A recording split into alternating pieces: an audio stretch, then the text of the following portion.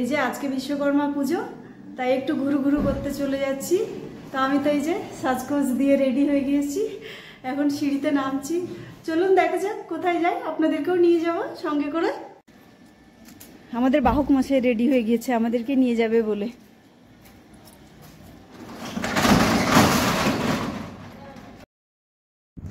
বাইকে চেপে নিলাম, চেপে নিয়ে যাত্রা শুরু করে দিলাম।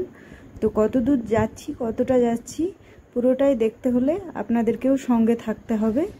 তো চলুন, আমাদের বাড়ি থেকে যাত্রা শুরু হয়ে গেল। তো রাস্তায় এখন চলতেই থাকবো, অনেকটা পথ যেতে হবে। বাইকে বসে ক্যামেরা করা যে কি কষ্টকর, যারা ক্যামেরা করে তারাই বুঝতে পারবে। তো আমি তো বাইকে চেপেছি, হাওয়ায় একদিকে ক্যামেরা যাচ্ছে নড়ে, একদিকে ওড়না যাচ্ছে নড়ে। তো প্রচুর কষ্ট করে ভিডিওটা বানাচ্ছি। তার মধ্যে দেখবেন এক জায়গাতে এমন ব্রেক মারলো, মনে হলো যে উপর থেকে উল্টিয়ে পড়ে যাব মাথার উপর দিয়ে। তো এই যে আমাদের শহরের জেলখানার প্রাচীর, লাল কালারের, চিরস্মরণীয় ওদের জন্য একটা প্রাচীর। তো জেলখানার পাশের যে রাস্তাটা, ওই রাস্তাটা ধরে আমরা যাচ্ছি। আর বড়মশাই তো বাইক চালাতেই ব্যস্ত, আর আমি এই যে পিছনে উঠছি, দেখতেই পাচ্ছেন। একবার ওড়না সামলাচ্ছি, আর তো একবার ক্যামেরা। তো কোনোবার ক্যামেরা করতে করতে মুখও কেটে চলে যাচ্ছে। তো পুরোটাই দেখুন আপনারা। এই যে চলে এসেছি দীর্ঘ প্রতীক্ষিত কাশিমবাজার রাজবাড়ি। এখানে আবার অনেক নিয়ম কানুন আছে, ভেতরে কোনো মোবাইল ক্যামেরা কোনো কিছু অ্যালাউ নেই। এখানে পুরো টিকিট সিস্টেম। এই যে আপনাদের কাশিমবাজার রাজবাড়ির ইতিহাসটা দেখিয়ে দিই, তার সঙ্গে আমিও একটা। তো এখানে টিকিট সিস্টেম বলে আমরা দুজনে দুটো টিকিট কেটে নিলাম, 50-50 100 টাকা নিল। আর এই যে যিনি হাঁটছেন, ইনি আমাদের গাইড, উনি আমাদের পুরোটা দেখাবেন। তার সঙ্গে সঙ্গে আমরা যেন কোথাও ক্যামেরা না করি, এটা ওদের রেস্ট্রিকশান আছে। হ্যাঁ, তবে একটা কারণে ক্যামেরা করা যায়, যারা এই রাজবাড়ির ভিতরে হোটেল আছে, হোটেলে থাকতে চায়, তাদের জন্যে ক্যামেরা সিস্টেমটা আছে। তো আমরা এই যে এইদিকে যাচ্ছি, এখানে একটা রাজাদের উঠান ছিল, ওটা দিয়েই এটা হচ্ছে ঠাকুর দালান। এখানে দুর্গাপুজো হয়।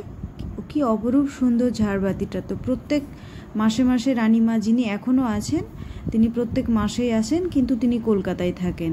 তো এখানে আবার ক্যামেরাটা অ্যালাউ আছে। তো আমি আপনাদেরকে ঘুরিয়ে একটু ছাদটা দেখালাম। তো এই যে এবার যেমন দুর্গাপুজো আসবে, তখন আলাদা একটা গেট আছে, সেটা খুলে দেওয়া হবে।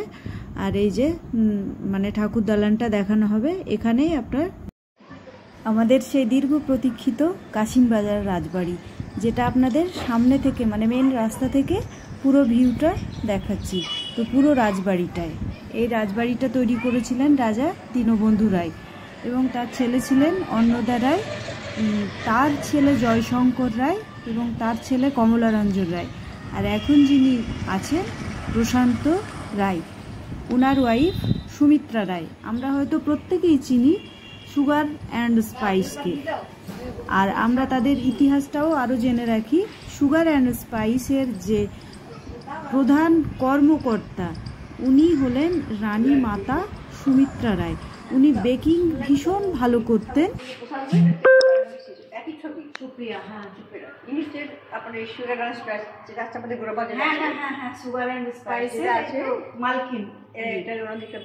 এর হিস্ট্রিটা আমি জানি একটু। এর খুব ভালো কেক বেক করতেন। রানী সুমিত্রা রায়ের হাত ধরেই সুগার অ্যান্ড স্পাইসের জন্ম। তো আমরা এই যে জায়গাটায় গেছি, এটা হচ্ছে রাজ পরিবারের ডাইনিং হল। কি অপরূপ সুন্দর, ভাষায় প্রকাশ করার যাবে না, এত সুন্দর। তো এগুলো ধুলোর জন্য ঢেকে ঢুকে রাখা হয়েছে।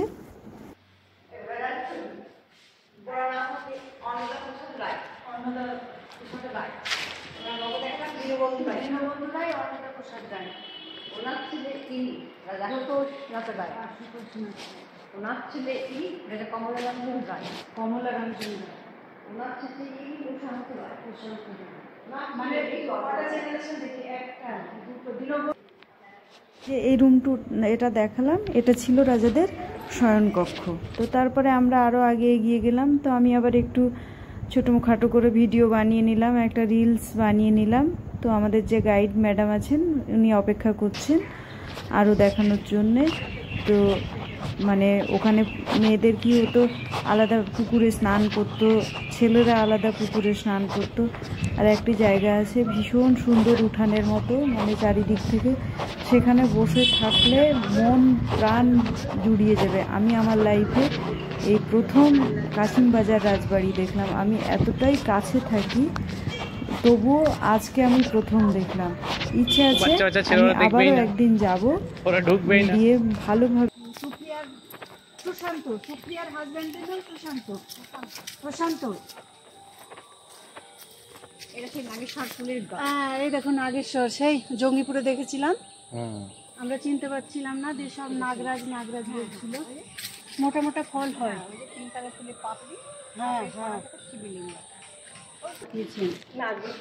পুজো আছে। আচ্ছা আচ্ছা আচ্ছা, তো ভীষণ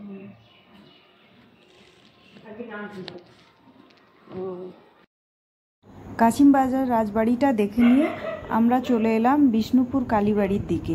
তো এখানে আছে ডাচদের কবরস্থান।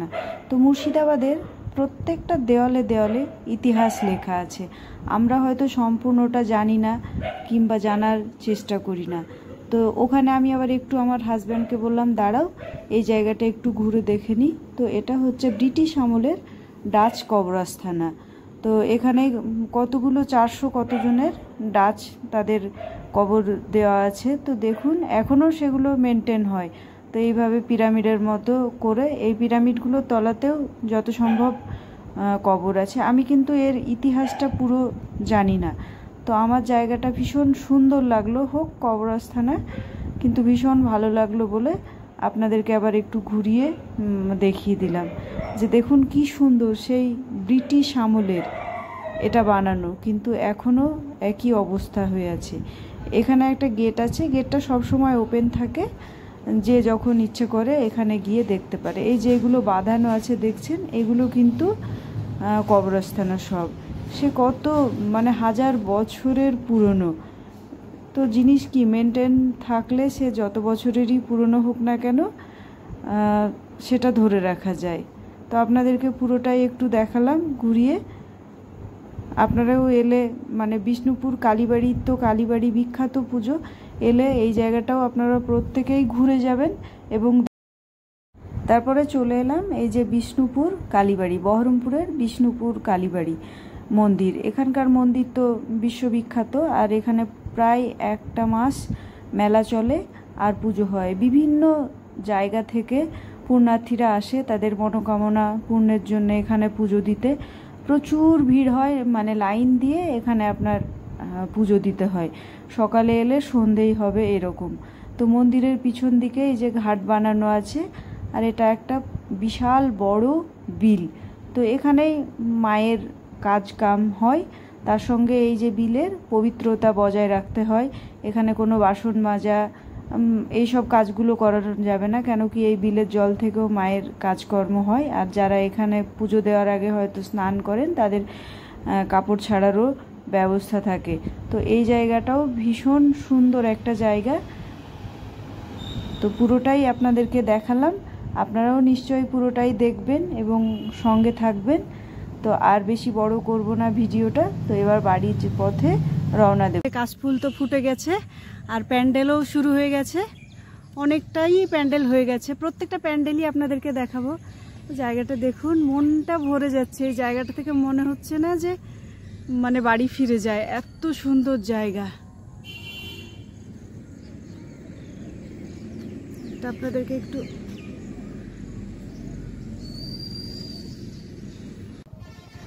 বাড়ির উদ্দেশ্যে যাত্রা শুরু করলাম।